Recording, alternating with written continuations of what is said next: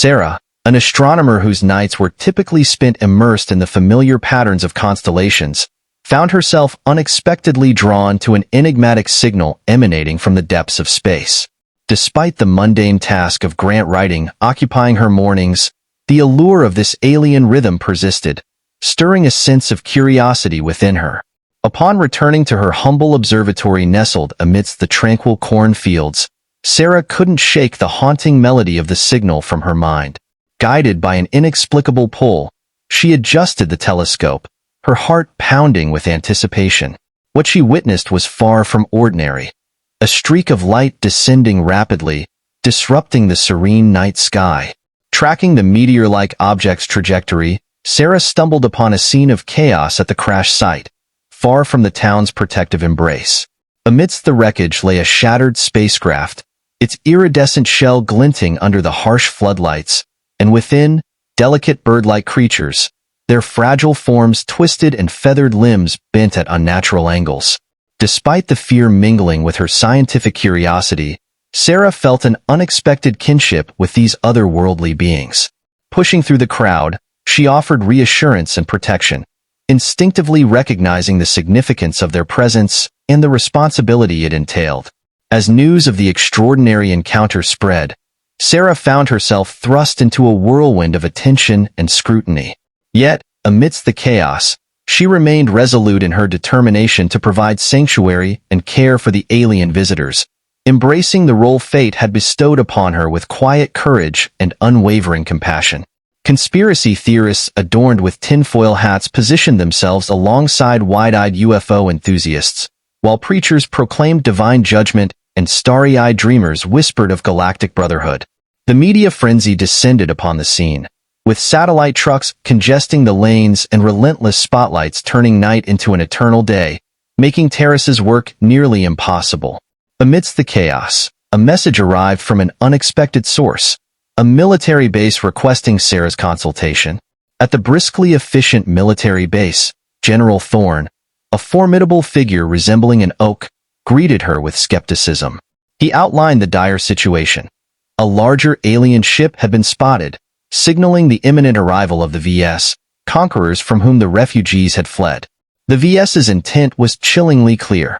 Surrender the refugees or face annihilation for harboring them. Inside the imposing halls of the United Nations building, Sarah found herself amidst diplomats and politicians, her worn jeans a stark contrast to the tailored elegance surrounding her. Summoned by General Thorne to speak on behalf of the refugees, Sarah faced the icy arrogance of the VS delegation as they presented their demands, painting the Lens as criminals and justifying their genocidal campaign. Sarah's resolve hardened as she addressed the assembly, speaking not only of the refugees' plight, but also of the broader fight against accepting the inevitable. Drawing from her childhood passion for stargazing and her deep sense of humanity, she passionately argued against succumbing to fear and betraying their values. As her words resonated, a chorus of agreements and protests filled the room, signaling a pivotal moment in the struggle for compassion and understanding in the face of adversity. Translations were still ongoing, and a definitive decision remained elusive, but a subtle shift had begun. Nations, often at odds, engaged in clandestine exchanges of intelligence, while protests against the VS's brutality gained momentum. Earth wasn't ready to wage war, but it refused to cower either. Sarah found herself thrust into a whirlwind of strategy meetings, tearful appeals from refugees, and contentious debates on talk shows. Amidst the chaos, a bond formed between Sarah and Alara, the younger Lens, whose colors now bore a determined edge. One evening, Alara led Sarah to a secluded corner of the quarantine zone, where she demonstrated a remarkable ability to project emotions. Sarah recognized the potential for this skill in shaping the conflict's outcome. General Thorne, initially skeptical, recognized the significance of harnessing the Lens's abilities. Sarah, Alara, and a select few underwent intense training to refine these skills, turning panic into determination. As the threat of the VS loomed larger, Sarah became a part strategist, part cheerleader, guiding the Lens and channeling their abilities towards the enemy's minds. In the sequestered world of the training facility, fear mingled with a desperate hope. When Terse, the elder, summoned Sarah one afternoon, It signaled a pivotal moment in their preparations for the impending conflict. Lyn, shrouded in a perpetual mist of sorrow, revealed a resolute emerald amidst her colors as Tersa's voice, strengthened by age, conveyed a weighty request. Scattered resistance pockets among their people awaited aid, and Lyn's disruptions could prove instrumental. Sarah, grappling with the implications of sending barely trained Lyns into active war zones, feared the risk of refugee children becoming unwitting soldiers. Delving deeper, Sarah questioned the feasibility of their discord spanning the vastness of space. Alara, vibrant with determination, believed in the potential if Sarah amplified their beacon. Despite the operation's resemblance to intergalactic guerrilla warfare, Sarah navigated amidst unfamiliar tech, shaping Lyn's harmony into a calculated distortion. Days blended in the sterile control room, sleep interrupted by Alara's trills of distress mirrored by garbled VX transmissions. Fragments of news crackled through, small victories born from the fragile weaponization of empathy. General Thorne, wearied yet grimly satisfied, relayed news of more systems pledging ships, inspired by Earth's actions. Retaliation struck not as expected, but with a calculated precision targeting Earth's unique resonance. Sarah's sanctuary became a battleground bathed in harsh light, where she stood before the aliens, buying precious seconds amidst confusion. Witnessing the VX commanders falter under the Lyn's communal cry, Sarah realized the crumbling facade of their arrogance. Amidst orchestrated chaos, word arrived of Lyn's song sparking havoc within VS forces on distant worlds. The war's end remained distant, but Sarah, once fueled by childhood dreams of distant stars, now grappled with the acrid scent of conflict. Yet, amidst turmoil, hope flickered, a hope not of swift victories, but of a greater resonance echoing across the cosmos. Huddled in a cramped basement with Era, their colors muted swirls of shared anxiety, Sarah glimpsed a different future. News programs, once choked with battle reports, now hesitantly featured Lyn spokespersons whose voices, once filled with loss, now carried an undercurrent of resolve. The galaxy whispered of the weak ones of Earth and their strange feathered allies. But something within that phrase had shifted, a sliver of weary respect cutting through the derision. One evening, Sarah found Terse gazing at the cramped room they now called a sanctuary.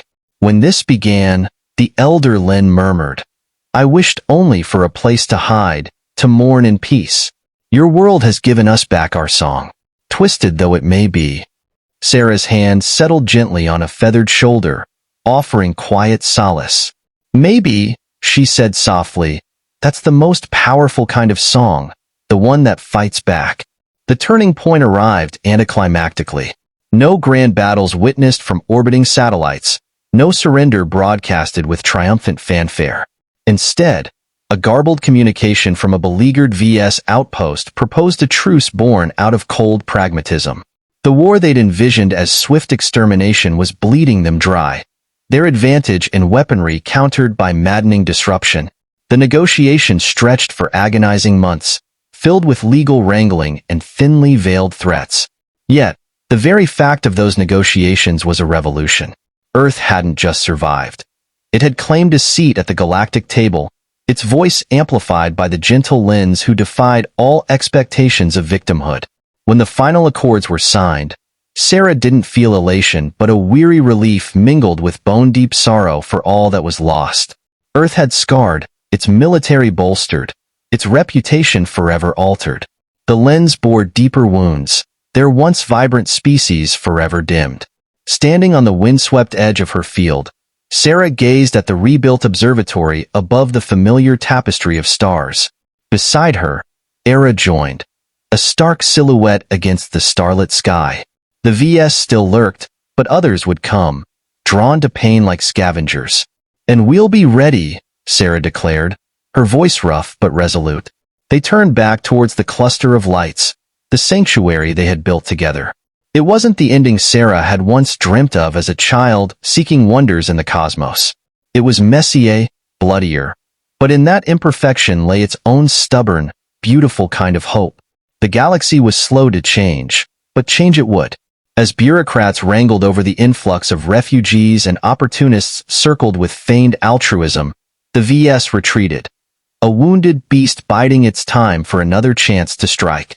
Yet, the story of Earth as a haven for the weak had taken root, not in grand speeches, but in mundane acts of defiance. A human engineer and a lawn technician worked together on an impossible fix for a battered freighter, while lawn music found solace among jaded star pilots seeking refuge from brutality. Sarah's observatory became a hub, tracking not just stars but the fragile network of beacons the lens created. An early warning system and a promise that no cry for help would go unanswered. Interrupted one night by General Thorne, Sarah was presented with blueprints for orbiting stations designed with lawn input, a gesture both practical and symbolic of sanctuary. Years passed in a blur of momentous events and everyday struggles. A child born in the refugee camp was greeted with awe and fierce protection transcending species. Arguments raged in the UN, ideals of sanctuary clashing with intergalactic politics, yet stories of cooperation and bravery emerged from the front lines. Sarah evolved from astronomer to ambassador, bridging divides between species and negotiating deals with feathers and handshakes. On a star-strewn night far from Earth, Sarah found herself with Arda, the now seasoned leader of the lens. Arda observed Sarah's nostalgia for the simplicity of stars, but Sarah found hope in the change they had brought about together. Terrace's passing marked the end of an era, surrounded by the soft light of an Earth sunrise and the trilled melodies of her kin. Amidst shared grief, humans and lens realized their true legacy, their bold experiment in cooperation and compassion. In that moment, Sarah understood that victory wasn't just about overcoming fear. It was about acting together, transcending differences, and forging a legacy of unity and hope for generations to come. Stars.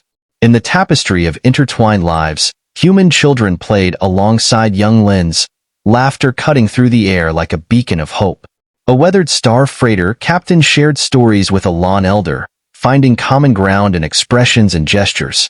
Sarah, reflecting on their journey, murmured to Alara, now at the forefront of their people, about their original intentions. Alara, echoing the wisdom of the elders, spoke of the sanctuary they had unintentionally become. That night, Sarah ascended alone to the observatory, the stars seeming to pulse with echoes of voices raised in protest and the hum of engines fueled by compassion. Rumors spread, whispers of strange lights and distress calls, until a formal declaration of renewed hostilities shattered the fragile peace. Sarah found herself back in tense strategy rooms, where fear was tempered by a cold resolve she barely recognized in herself. Addressing the UN, Sarah projected images of refugee camps and medical teams fighting tirelessly. She spoke not of surrender or heroism, but of defending kindness in a galaxy often devoid of it. The war wasn't swift and brutal as the VS envisioned. It was a grinding stalemate, bleeding them slowly as allies rebelled against their grip. Sarah crisscrossed the galaxy, not as a symbol but as a strategist, wielding knowledge gleaned from endless nights with lawn mindscapes.